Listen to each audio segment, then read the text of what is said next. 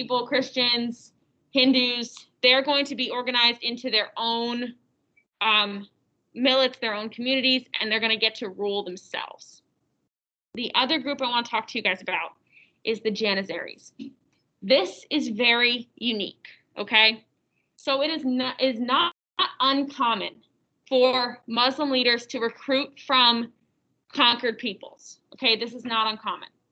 So like previous dynasties and empires, the Ottomans are going to do the same thing. However, they are going to institute a very unique tax on Christian families. And this tax is to give up their sons to the government. So they were taxed on their children, essentially.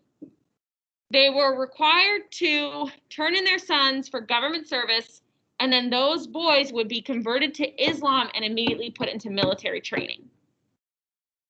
All right? They were then able to win a prize, I would say, but not quite a prize that you would want in some situations. But they were put into these military trainings. The best soldiers would then be able to become instituted into the Janissaries.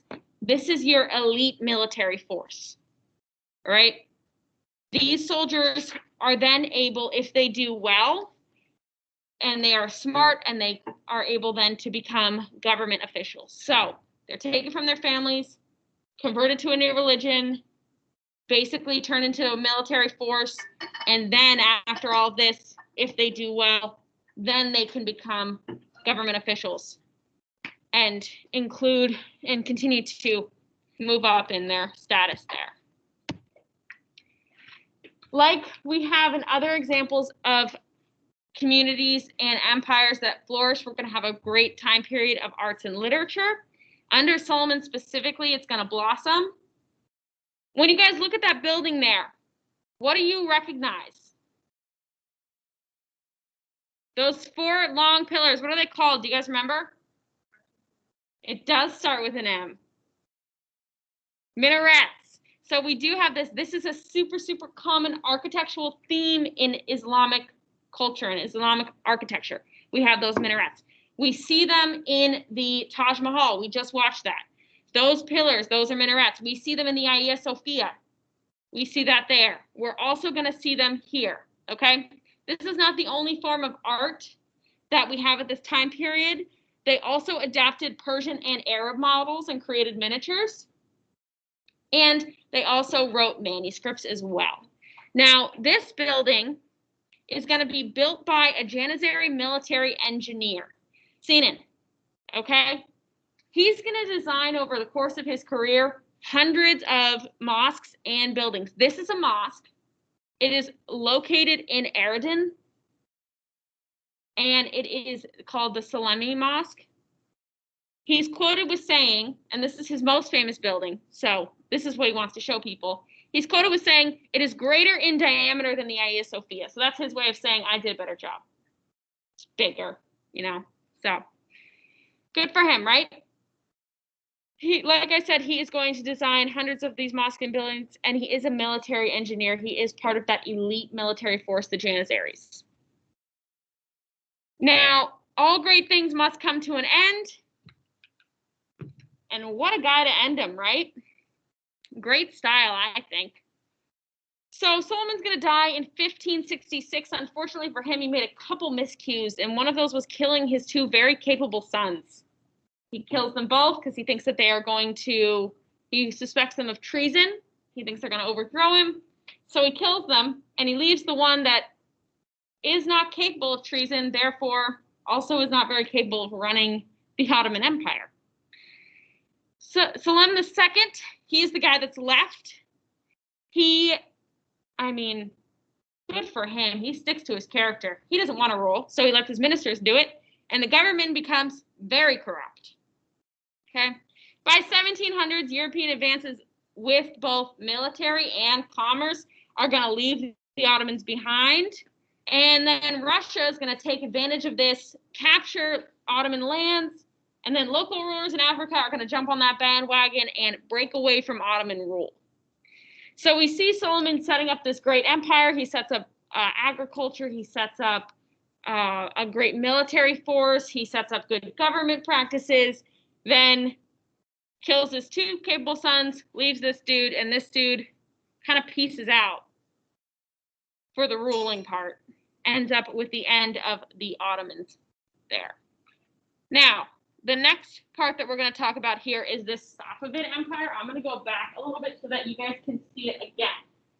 What did I say was unique about the Ottoman Empire? What Muslim group rules the Ottoman Empire?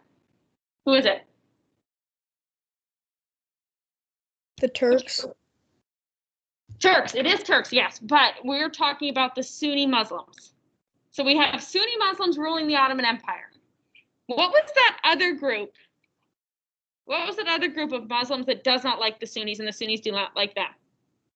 That second group, the Shiites. I see where you're going now. So it's going to be the Shiites. Safavids are whirling around.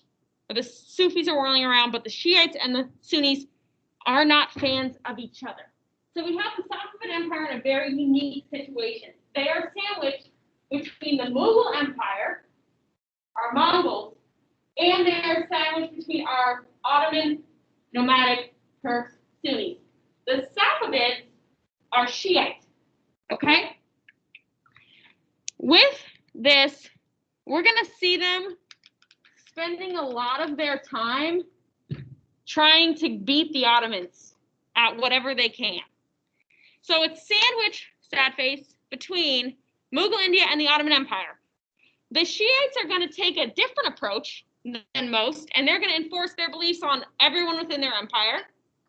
They are going to be a little bit tolerant of some of the Christian groups, and I'm going to explain that in a second, but they hate the Shiites.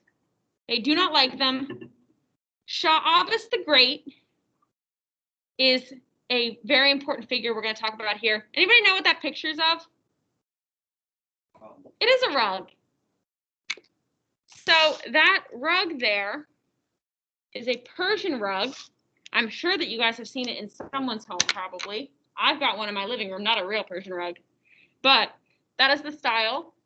Shah Abbas the Great is going to be credited with making these popular. He's going to spend time reviving glory of ancient Persia, and he's also going to spend a lot of time creating a carpet weaving industry. So he's the guy you want to thank for this lovely design.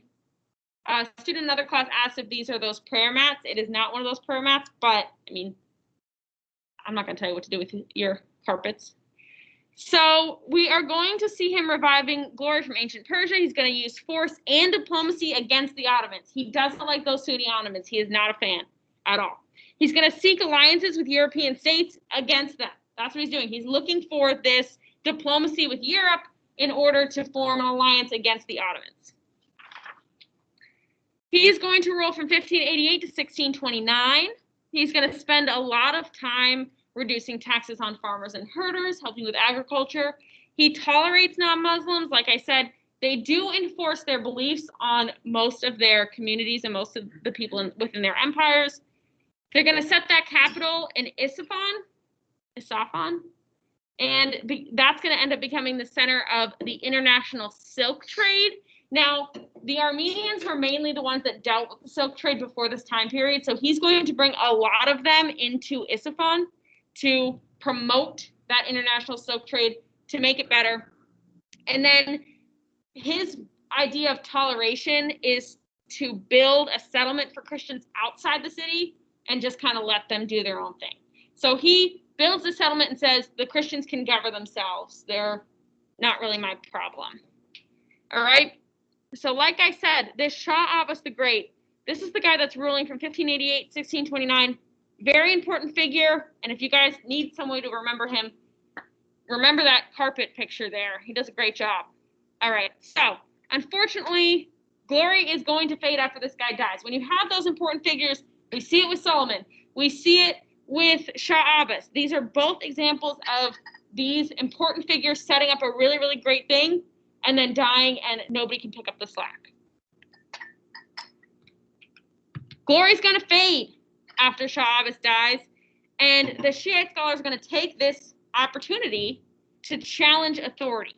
So they're going to stress two things. The main is they're going to try and promote and say that they have authority to interpret the law. It's not just religious individuals that have this authority, but also these scholars are going to say we have this authority. They're also going to encourage the persecution of religious minorities. So we see in multiple empires this persecution of religion and non-Muslim individuals. We see it with the Umayyads, who had that tax against non-Muslims. We also see it with the groups that we went over yesterday, the Delhi Sultanate that had that tax against non-Muslims. These are examples of when these empires put tax on individuals, it's going to tax or persecution against, it's going to end up with revolt. So that's exactly what happens. So the Shiite scholars encourage the persecution of religious minorities, and then this pushes those Sunni Afghans to rebel. They already don't like each other. With the persecution, the pushing of it, they're going to rebel.